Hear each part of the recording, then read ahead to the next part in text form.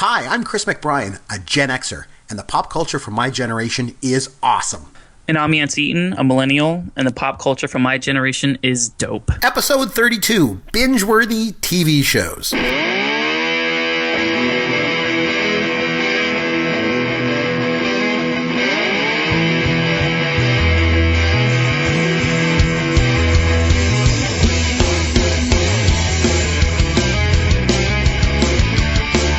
Hey, Chris McBrien here. It is Pop Goes Your World, along with Yancey Eaton. As always, Yancey, what's going on in pop in your world this week? Pop, not so much. I've been absolutely slammed and just completely inundated, really busy at work, but we got a cold front here, and it's been in the 60s for the last 2 or 3 days, so it's frigid weather down here in South Florida. Yeah, that's cold snap. I went to Niagara Falls on the last weekend with my family for March break, so I took them down there. It was freezing. Friggin' freezing. Do not go to Niagara Falls when it's that cold. It's not a lot of fun, let me tell you that. So a couple things I did want to mention before we get started. I want to give a shout out to some new friends of the podcast, Yancey. We got new friends over at The Purging Hour. So it's a horror film, and we love those around here, Yancey. It's from the studio that also produced All Hallows Eve. And it's available online, on demand, and in stores. That's The Purging Hour. So make sure you guys check that out. That's one thing.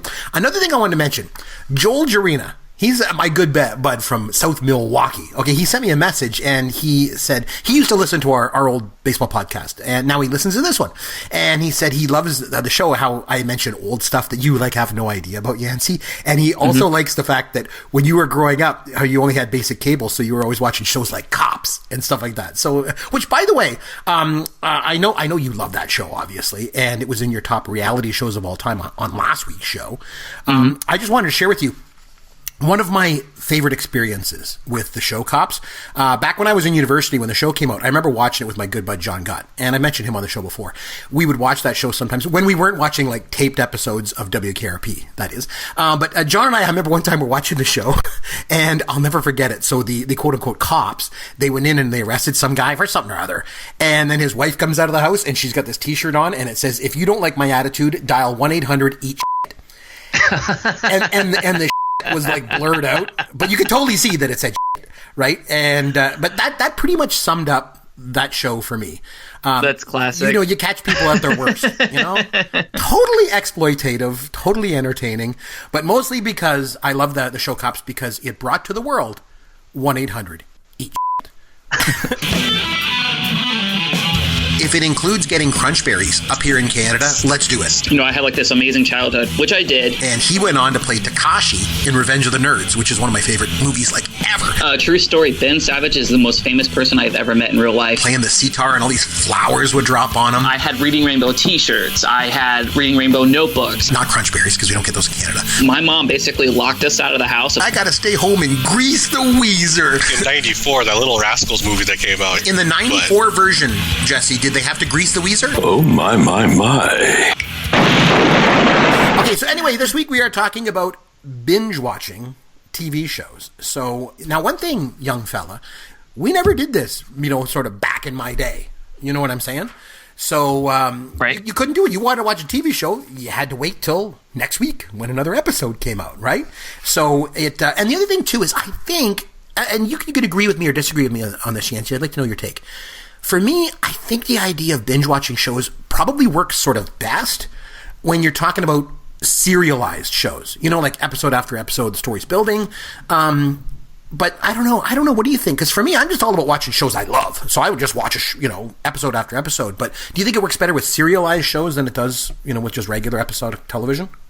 I think so. And there's a difference between certain shows where there's a progression of characters and plot lines, and you don't necessarily have to watch them in order for that one particular episode to make sense. Like The Simpsons, it doesn't really matter because they've been the same age for 25 years, right. And it's every single episode. There's not a lot of carryover from one to the next. Occasionally, they might have like one or two episodes that tie together, or like part one, part two, but it doesn't matter. But with actual live action, like scripted comedies or scripted anything like that. Really, it just, it's so much nicer to not have to wait, and that's gonna be like a recurring theme here in my list is stuff that where you're constantly left with cliffhangers. Where if I had been watching this like on a regular TV channel, years ago before streaming stations, I would have been livid had I had to wait for a week, or say it were a season finale and I had to wait all summer. months. Yeah, I know.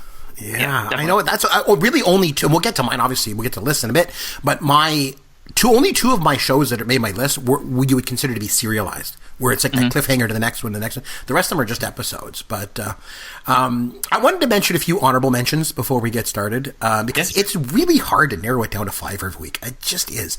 So I mention this pretty much every week here on the show, but I literally force my wife to watch old movies and TV shows all the time. Poor woman. Like sometimes she likes the shows, sometimes she doesn't. Most of the time she doesn't. I'm not gonna lie. But at least she's too nice to say it. That to me, that's what I think. I think she's just too nice to say, "Honey, your shows suck." So I think she's nice to me. But anyway, so we got married back in 2008, and what we did was we went on a cruise for our honeymoon. Actually, we went out of Tampa, down by you, bud, and we both enjoyed the cruise so much that I was able to convince my wife to not only buy me the DVD set of The Love Boat, but to actually sit through every single episode with me. And wow, the thing is, she actually liked the show. Like, unless she's probably lying to me about that. A distinct possibility, by the way. But she seemed to enjoy the show. So, I'm going to give that as an honorable mention, Love Boat, because we watched like a lot of episodes of that show. And another one that I want to mention, I know you can get on board with, Yancey, even though it debuted a full 6 years before you were born. But I think if you're looking for a great 80s sitcom to binge your way through, Cheers was a pretty good choice in my books. And another one that I would say that we did for Christmas 2 years ago, I asked for Christmas, I wanted, my wife said, "What do you want for Christmas?" And I said, "I want the DVD box set of WKRP in Cincinnati, all 4 seasons." And I got it. And so she was good enough to sit with me through the whole thing. And if anybody has ever binge watch that show or knows that show WKRP, you know how much I love it. Like season 1 is so good. Season 2 is so good too. Season 3 kind of goes off the rails a bit. It's kind of weird, especially the first couple episodes. And then season 4 it kind of comes back. It's still good. And then there's no sort of ending because the show got canceled. They finished season 4. They expected to come back for season 5 and then they never did. So, I don't know. So that's some honorable mentions. Anyway, do you want to get us started? We'll start with number 5, work our way to 1. What do you got for number 5 for your favorite show to binge watch? So number 5 for me, I've mentioned it in the past. I can't remember which show we were doing, but it's Black Mirror. It's a British science fiction television series. There are 3 seasons, but there's only, I think, combined maybe 15 or 20 episodes. And it deals with technology and culture, like now or in the very, very near future, and kind of like how it distorts our reality. It's kind of dystopian. It's kind of dark. It's kind of, it's like 1984ish. It's like very Orwellian in like that sense. But every single episode just takes on like a different aspect of technology, whether it be like social media or like our obsession with technology or how it takes away our attention, or like one episode was about like an android where a woman, her husband dies, and they basically upload all of his email accounts and his social media and videos of him talking, and they recreate an android, using artificial intelligence. And it plays on all like the weird, these issues that we're not really thinking that far ahead that we're going to encounter with technology. Like we always like to think like, artificial intelligence, it's going to make our lives easier, but there are real ramifications to all of these things that we're building that we haven't foreseen, that we can't possibly foresee all of the, all the effects of them. It's the perfect like sci-fi, it's sci-fi, but it's also very, very, very realistic in the sense that this is going to be our reality in 10 years or 15 years. You know what I mean? Like it's not so much of a stretch. It's not like we're talking about alien sci-fi 200 years from now, like, meeting different planets and stuff. Like this is our culture right now. It's absolutely beautiful. Like I said, I've mentioned it multiple times before. It was created by Charlie Brooker, who's he's actually a comedy writer, which is kind of weird that he could make something so dark like this. But I guess comedians pull from a lot of darkness anyway. But it is fantastic. It's my number 5, and I know you haven't checked it out yet, but I really wish you would. It is still on Netflix. Black Mirror. I will check it out for sure. Okay, so my number 5. There's something I don't know if you know about me, Yancey. I think you do, but maybe people listening don't know. I'll just let you in. One thing I used to do years ago is I used to do a lot of acting. I was an actor. And just in Canada, I just did theater. I did a lot of theater. I did some children's theater. I did a local TV show up here in Canada. Nothing major, nothing anyone would know of, right? But one of the things that I loved to do was more than anything else, mostly because I was really lazy when it came to learning lines. It was one thing I never used to like doing, was learning lines. But one thing I was really, really good at was improv. And I did workshops at Second City in Toronto, and I did an improv show in theater here in Ontario for a long time. It was picked up on a local TV station as well. We did just lots of improv. I loved improv. It was just one of my strengths that I had on stage. And as a result, one of my favorite TV shows was from 88 to 98, which was a British version of Whose Line Is It Anyway? And I loved that show. And then when they came out in 1998 with the Drew Carey version, I just was like over the moon. I just thought it was the greatest thing ever. It was awesome. I loved it. And to this day, I will binge watch that show. I'm not lying. When I'm done recording this show tonight, I'm going upstairs and I'm watching a couple of episodes of Whose Line Is It Anyway? I'm not kidding.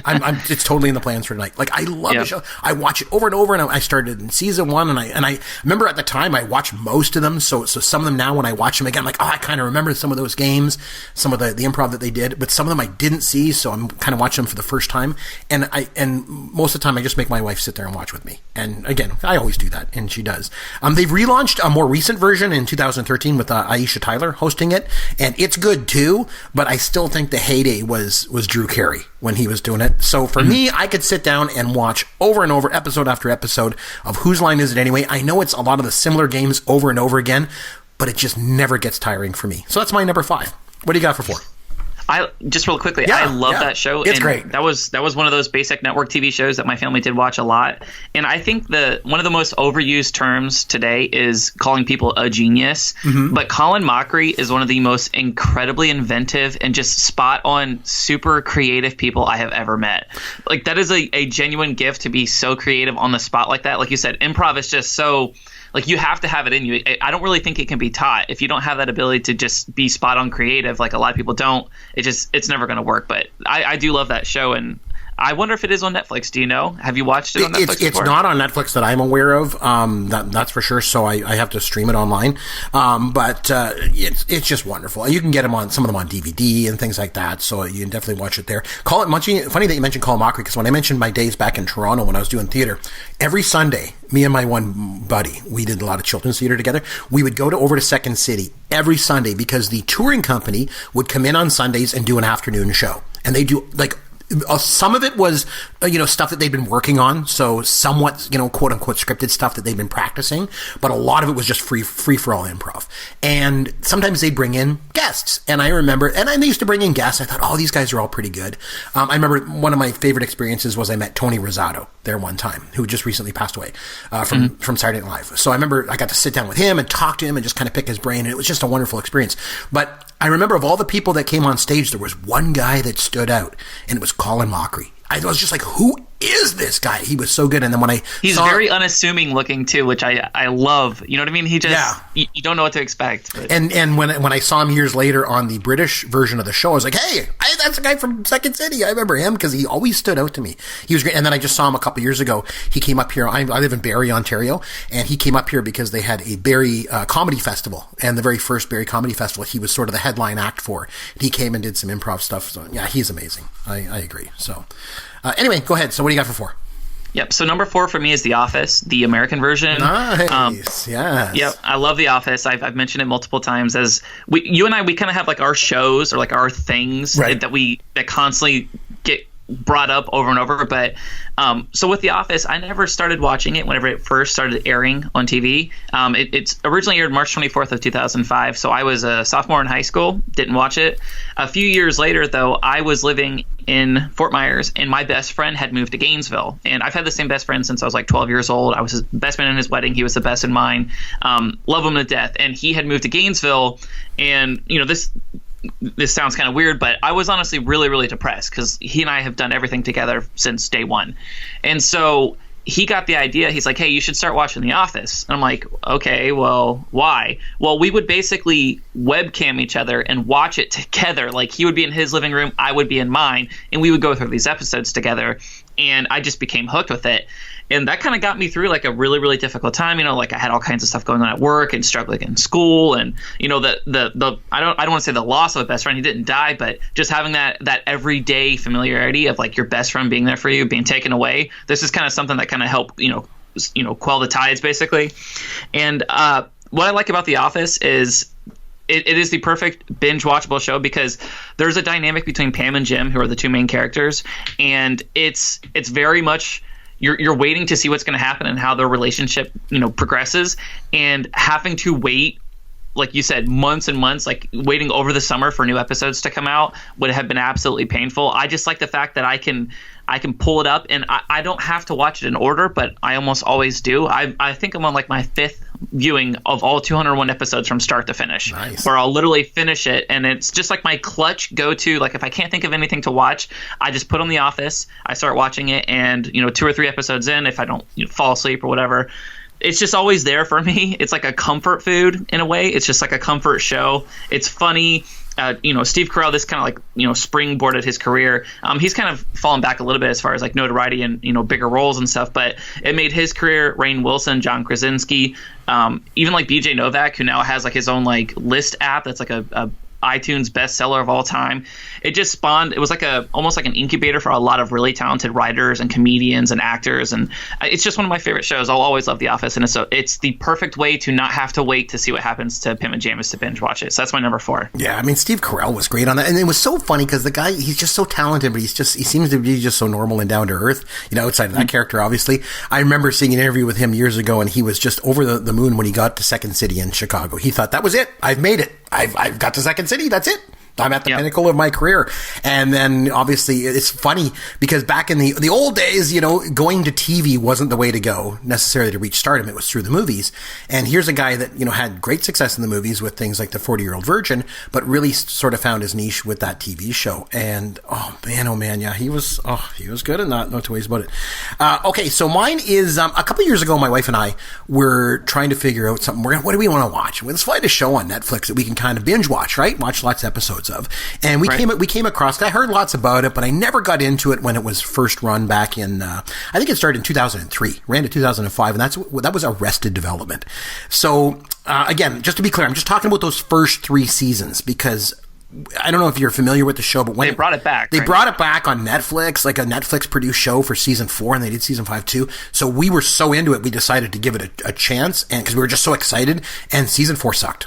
Like, I mean, I hate to say it. Like, the first 3 episodes, I watched them, it was almost unwatchable. They were so bad. But the first 3 seasons were so good. So it was somewhat serialized, too, because it was a continuing story about this family. And, I don't need to get into it. People have seen it. But it is, if you have not watched it, it is eminently binge-worthy. You will watch an episode, it'll get done, and you'll be like, I gotta watch another episode of this. It's just so good, so funny. And Ron Howard obviously does the narration, and they bring in like Henry Winkler and Scott Baio, oh God, it was so funny. So that one I really, really love. So the first 3 seasons of Arrested Development make my list as 4. So what do you got for 3?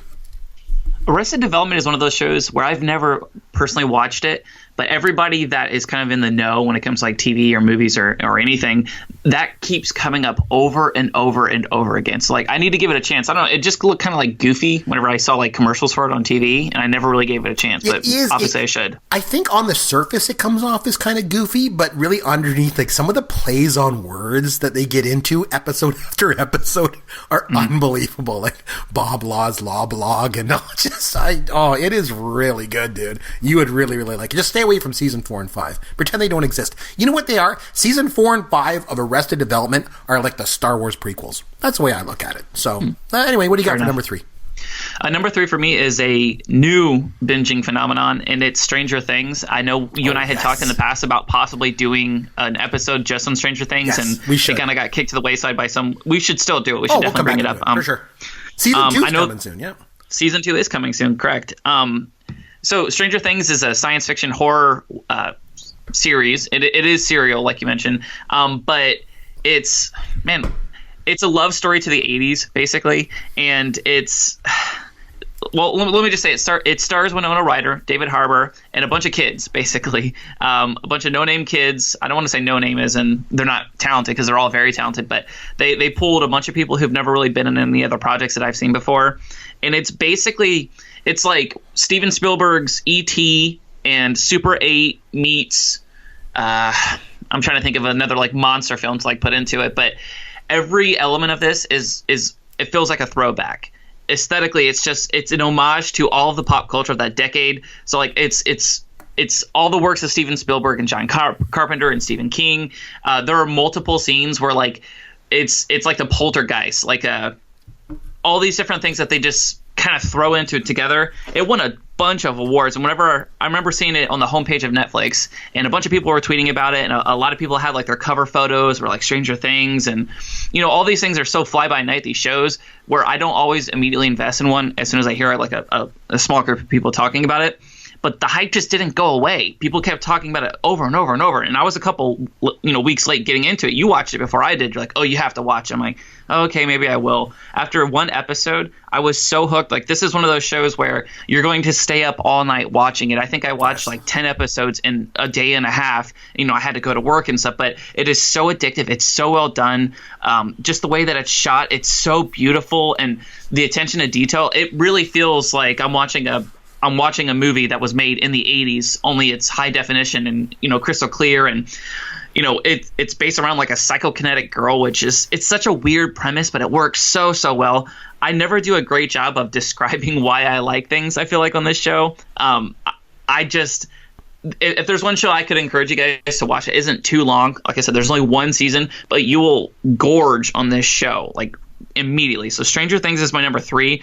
Season 2 does come out very, very soon. I'm not sure exactly when. I think it's like in October, like right around. I'm actually looking it up now. It's coming out in Halloween of 2017. So you guys have something to look forward to.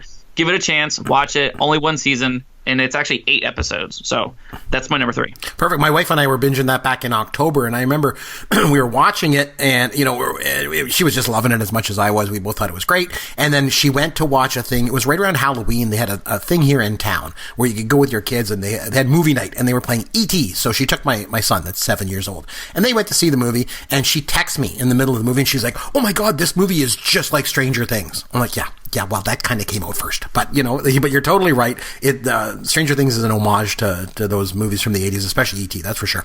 Okay, so my number 3, I think if when we think about binge-worthy TV, you got to think about Netflix, right? Because Netflix is, sort of a home for a lot of episodes of shows, and it's a very good sort of a vessel for all these episodes to sit. And so a lot of people think of Netflix. So what better for my number 3 than a show that was actually, produced by Netflix and was a documentary called Making a Murderer. And I don't know if you've seen it, Yancey, but I have, yes. Baby. And the thing is, I won't get into too much. It's obviously about Stephen Avery and his nephew Brandon Dassey and this murder that gets committed and the way it's handled by the Attorney General in Milwaukee area.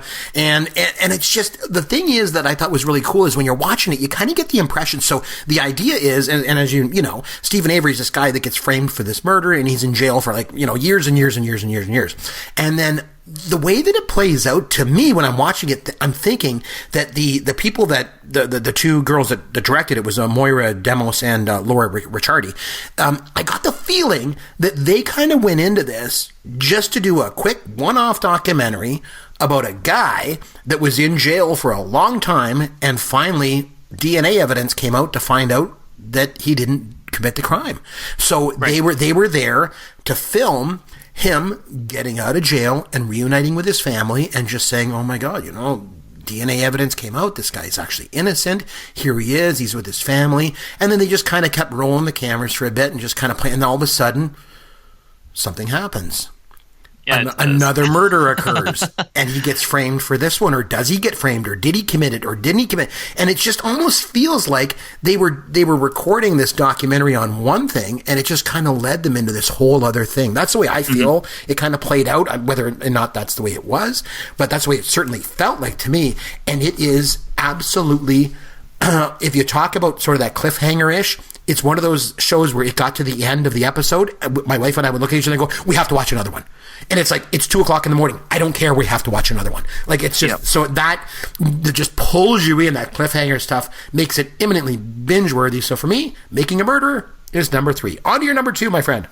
As soon as you said that, Chris, I instantly felt like this sinking feeling like in my stomach, because that is a really bad omission on my part. I just completely whiffed on it. Whenever that came out, my wife and I watched it together, and there are several like turning points in that series. primarily whenever they pull out like the evidence lockbox and there's a particular piece of what looks like tampered evidence. Oh yeah. I don't want to spoil it for people because it is so holy cow. But man, I wish actually let's start from the top and let's completely re-record this show because that completely captivated me. Like these shows, the key to like being bingeable is like you literally are completely throwing away your sleep schedule and you're completely blowing off work, or, you know what I mean, just because like you have to keep watching it. And that was Making a Murderer. And I'm not like into like the super crime type genre, which is weird because I love cops, but like I would never like seek out like a crime documentary, I don't think. But man, was that captivating. That was such a good pick, Chris. I'm surprised that it's not your number one, and I just feel bad for omitting it. But anyways, so what are we on, number two? Number two, yeah. What do you got? Number two for me is going to be – hold on, let me pull up my list, which I should have done before. So number two for me is Breaking Bad. Nice. I've mentioned this before, is Breaking Bad being my number one favorite TV show of all time. It is it's about a high school chemistry teacher. His name's Walter White. He has cancer. He's broke as hell. He has like a really bad situation with his wife, and they already have a teenage son who has cerebral palsy, and then the wife gives birth, and then all of a sudden he has terminal cancer. There's all these things that are going on, and he basically decides to use his chemical prowess as a chemistry teacher to start making meth. And obviously it escalates into much, much bigger things. He eventually becomes this cartel who is in charge of a lot of stuff. I mean, burning piles of money type of, money. It's perfect in the sense that I remember when it was on AMC for a couple of years, and again, this is like a recurring theme with these shows. I would never watch them because I just don't sit down and watch, scheduled programming TV. My retail schedule just doesn't allow for that. So I remember it was on its last season, and I randomly decided to start watching it. And I would watch episode after episode, and then it got to a point where I was trying to watch 4 or 5 episodes a day. And this was literally, I would go to work, I would come home, and all I would do was watching Breaking Bad. And my wife was like, are you going to do anything else today? Are you going to? I'm like, no. Like this is. I have to finish this. And I timed it such that the last final episode I finished and got completely caught up the day before. It was just impeccable timing. I didn't intend to do it or anything, but I was able to watch the series finale of Breaking Bad, Felina, which is obviously it's a anagram of finale, which is kind of interesting in itself. That's a little Easter egg for a future episode, but it's just a perfect show, and it's dark, but it's also really, really uplifting, if that makes sense. Like, who would know that like a guy who like eventually leads to like the deaths of dozens and dozens of people and sells, drugs to people and breaks up communities. Like, you're almost celebrating his triumph, even though, like deep down, it's a really, really dark thing to be celebrating. IMDb gives this a 9.5 out of 10, TV.com a 9 out of 10, and Rotten Tomatoes has it at 95%. It's, like I said, one of the most critically acclaimed TV shows of all time. It led to a spinoff, Better Call Saul, which is also on Netflix, but they don't have, I think they only have a couple seasons now. That's also pretty binge watchable too. It's just a perfect show. The acting is phenomenal, and it really, Bryan Cranston, he was on Malcolm in the Middle, and he did a couple projects here or there, but this thrust him into elite status, basically, as an actor, and it's just a perfect show. So Breaking Bad is my number two. Have you watched Breaking Bad from start to finish? I have not. I guess that's going to have to be one I'm going to watch. My wife and I were coming up with a list of binge-worthy shows that we want to get into next, and that one tops the list. So it's just a matter of getting into it very, very shortly. I'm sure that we will. Okay, so my number two, this one might surprise some people, because I think if you're looking for a show that you want to just sit down and just get into and just watch every single episode, you probably wouldn't think of a show that only lasted one season, only had 18 episodes, and came out in 1999 and was set in the early 1980s. But that's Freaks and Geeks. And I don't know if anyone's ever seen this before that out there that's listening right now. I don't know if you've seen it or not, Yancey. This show's phenomenal. Like, it's one of those shows. I've watched 5 or 6 episodes. It's one of those shows you just watch, and it's just so good. You just get so immersed in. And the thing is the characters, they kind of bring you in. But the thing is, Judd Apatow has a way, and it's one of those things you just can't put a finger on. He has the ability to pull performances out of his actors, whether it's in this show or in movies, if you watch Superbad or anything like that, and at 40-Year-Old Virgin, any of the thing that he's associated with, even Trainwreck with Amy Schumer, any of those things that he's associated with, he has this innate ability to pull a performance out of actors that's almost improvisational in style. I'm sure there's a lot of improv on the set, but it's just like his actors are almost improvisational. Like, it's just so realistic. And Freaks and Geeks, just, when you think about shows that are set in high school about teenagers, they're also friggin' phony. You think of something like Beverly Hills 90210 with, Andrea, who's like really 31 years old and all this, and it's just so stupid and it's just so phony, the whole thing. But Freaks and Geeks is just, it cuts right to the bone. It's so realistic. And with the freaks and the geeks that are in it, you got the freaks, the guys, like to drink and smoke up, and the tough guys or whatever. And you got the geeks, the younger ones that are kind of really geeky. There's got to be someone in this show that you relate to. Everybody has to have somebody. And you talk about a seminal show, and you look at, some of the lead actors like Linda Cardellini and James Franco and Seth Rogen, Jason Segel. What a seminal. But even some of the lesser characters, like for me, Martin Starr was just, I loved Martin Starr in that show. He was just so good. Who's the guy? Who's the geek with the glasses? The really big glasses. That's Martin Starr. Okay, yeah, he is phenomenal. So he's geeky, but he's not forcing the geekiness. You know what I mean? Right. Oh God, he is so good. And then even if you think about some people that guested in, like Shia LaBeouf and Rashida Jones, that had small parts. It's just great show. It is completely, you just get immersed into that world, and you love every single minute of it. Makes number 2 for me, Freaks and Geeks. So on to your number 1. What do you got, buddy? So my number 1, I cannot imagine, and I know you did have to go through this, but I cannot imagine having to wait for episode after episode of this show, and it's Lost. Yes. I love Lost. The ending leaves a little bit to be desired. I go back and forth over months over months. I still think about the show all the time, which is really weird. But I go back and forth between loving the ending and hating it, and just wishing that there was an addendum to it. There was a part 2 to the series finale, because it just leaves a lot unanswered. But Lost, man, Chris, I don't know. Is it your number 1 by chance? I don't want to spoil it, but it is. Okay. It is. Okay, so maybe we can have a little bit of a back and forth sure. here. But so yeah, not to spoil it. So it's my number 1. So let's just talk about Lost, and that's what it is. Let's talk about it. Okay, so a plane crashes on an island. There's a bunch of people there, and having to follow all these different storylines within this, because it bounces back and forth between the Asian couple, and between Sawyer, and between John and Kate, and there's so many different elements, and there's a lot of, like I said, flashbacks and jumping forward and jumping behind. And then this episode we're going to focus on these 2 people, and this episode we're going to focus on that person. And then to top it all off, I mean, you still have these people on an island, and there's all kinds of really weird shit going on, and it's really hard to explain. And I mean, there's a ton of characters in this show too. It's not like there's just a handful of people. There's from start to finish, probably 50 or 60 characters. And every season, new ones are coming in, and some are leaving. You've got, characters like Ben all of a sudden coming in, and then they try to introduce characters like Nikki and Paulo who don't work out, so they got to leave, Absolutely. Yeah. And the thing was, when you watch season 1, to me, so a little bit of background on this, I actually didn't watch Lost from the beginning. So it came out in 2004, didn't watch season 1, heard all about it.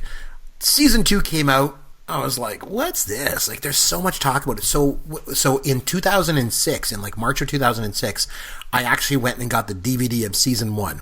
And I thought, I'm going to watch this friggin' thing. So I put it on, I watched an episode, and I'm like, oh my goodness, I got to watch another episode. I got to watch another one. And it was so bad that I would be at work, and all I'd be thinking about at work was, I gotta hurry up. I gotta get home. I gotta watch another episode of Lost. I would just have to race home and watch another one. And then I got caught up with season 1 and 2, and then season 3, I had to watch it in real time. And like you said, having to watch it in real time was tough, because every week to week. But I remember, you were saying, and the thing was that they would do all these flashbacks and flashbacks and flashbacks. In season 3, there's all these flashbacks, and at the very end of season 3, I'll never forget, in the finale, you're trying to figure out what's wrong with Jack. He's the hero. He's always good. And in this one, he's got a beard. He's scraggling. He's drinking too much. All this is going on. And then at the very end, he goes, and it's a flashback, so you think. And then at the very end, he pulls over to near the end of the road, and he goes, and there's Kate. And you're like, what? He didn't know her in the past. He's like, Kate, we have to go back. And you realize this is in the future, and your mind is just blown. To me, Season 3 of Lost was the single best season in the history of any television show. Wow. It was so good. And season 4 was good. Season 5 was good. 6, everything was so-so. But season 3 was phenomenal. To me, that was just the best. I couldn't wait. Every week, I would just wait. I couldn't wait until Wednesday when the show came out. So I was like you, man, oh man, that makes my number one. Man, oh man, that show was good. One thing I'm thinking about debating whether or not I go back and watch it again. And I was one of the ones at the very beginning. 2 things about Lost for me. Number one, early on, I thought, well, this plane has crashed and everyone on it died. And this is like purgatory. And they're all kind of going through redemption and stuff like that. And that was one thing that and then the producer said, well, no, it's not really, well, it turns out it kind of was that, right? But the other thing, too, that got me was early on, every episode, you're just trying to get answers.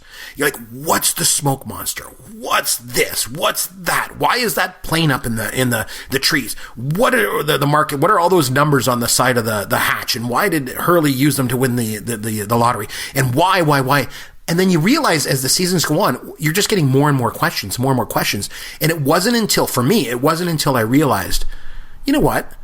I can't wait around for answers. That's not what this show's about. The show's just sit back and enjoying the trippiness of the whole thing. And once I was able to do that, I was able to settle into a much better place and really enjoy the show a lot more. Because when you're trying to grab at answers and trying to have theories and figure everything out, that's great, but how about just sit back and enjoy it for what it is? It's just weird mysteries, and it's just some things are not explained. And that's okay. But what I think we should do is definitely maybe have a whole show dedicated to Lost sometime. What do you think? I like that. I do like that. Well, that's what we'll do for sure. But in the meantime, I think it's time now for us to mess with the millennial. Fun with Yancey. Okay, so here we go. I got some questions for you on binge-worthy shows. Are you up for the task tonight? Hell yes. Okay, so with the average cost of production of $6 million per episode, this binge-worthy show is the most expensive TV show produced since Friends. Yancey, very easy question. What is it? Chris, I honestly have no idea. You have to give me some sort of hint. It's Game of Thrones. Oh, Game of Thrones. Yeah. God damn it. Okay, well now, speaking of Game of Thrones, Jon Snow, obviously played by Kit Harington, right? When they were casting the show, obviously he got the part. But Yancey, another actor, was almost cast as Jon Snow. But instead, they gave him another role to play on the show. So it's just a total stab in the dark here for you. But any chance you could think of or name the actor that was the runner-up to play Jon Snow? Or just name the other character on the show that he went on to play. Another character on Game of Thrones who was almost cast as Jon Snow. Any chance you can guess who it would be?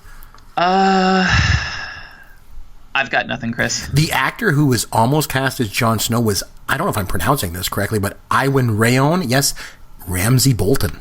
Could you picture him playing that part? It'd be weird, eh? I cannot, no. Although I think Iwan Rheon and Kit Harington are both incredible actors, and they're amazing in their roles, but they're not my favorite actor from Game of Thrones. Yancey, any guess who my favorite actor from Game of Thrones is? The little kid. No, Joffrey. No, it's none other than Peter Dinklage. It's a Dinklage. It's a Dinklage. Exactly. Okay, anyway.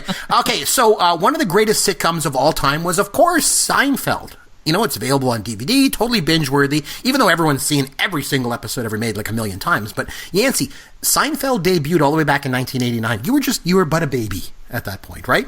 But anyway, when the show debuted, believe it or not, it wasn't called Seinfeld. Do you know the original title of Seinfeld when it debuted back in the summer of 1989? I have no clue, Chris. It was called the Seinfeld Chronicles. Ew. Yeah, believe that or not. Wow, that's a pretty jarring name. I know, yeah. Hey, did you watch the Seinfeld Chronicles last night? Yeah, what? Exactly. Okay, this show, Yancey, it's often considered to be extremely binge-worthy. It features 2 Canadians in major roles. And the thing is with this show, the cool thing with this was binge-watching a season of this show would take you exactly 24 hours to accomplish.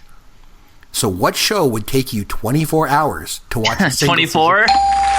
There you go. Hey, so here's one. Can you name the 2 Canadians that have major roles on the show? Kiefer Sutherland? Yes, I think he might have been born in England, but his dad was Donald Sutherland, so we claim him as Canadian here. And any idea who the other one was? No idea. It's his daughter, Alicia Cuthbert. She used to do a public television show here. I thought it was Elijah. No, it's Alicia Cuthbert. She did a show called Popular Mechanics for Kids. It was on public television. Like an education Also very show. beautiful. Very beautiful woman. Yeah, absolutely. That show was actually pretty good. I remember it was very informative. Jay Baruchel also got his start on that show. You know, from $1 Million Baby.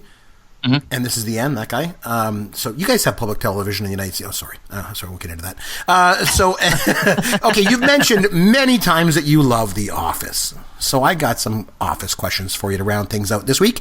So this should be easy for you. 2 Office questions. The first one, on the American version of the show, the company featured in the show was, of course, the Dunder Mifflin Paper Company, right? In the British version of the show, though, what was the company featured on the show, Yancey? Oh, man. I've even watched like 7 or 8 of the episodes, and I don't know. It's the Wernham Hogg Paper Company. Okay, so here's another question about The Office for you. It's a little tough. But, I mean, you say you love this show, so I'm really going to put you on the spot, okay? If you were to binge watch the entire run of the American version of The Office, okay, after you got to the very, very end of the season finale, at the end of season 9, who delivers the final line of the show? It's Pam. Very good. And it's very beautiful. A bonus question if you know what line she delivers.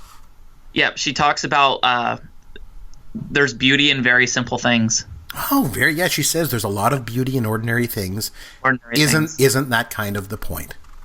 It's very beautiful. Like, I get emotional all the time thinking about it. So there you go. Binge-worthy shows, Yancey. There's lots of them. There's lots more that we left off our list. We're going to come back. We're going to do a whole episode on Lost sometime. We're going to hit more of these. We're going to do a whole episode maybe on Stranger Things. There's always lots of more to get to, as there is every week. But for now, it's time to wrap things up. So on behalf of Yancey Eaton, this is Chris McBrien saying thanks for listening to Pop Goes Your World, the pop culture podcast for the generations.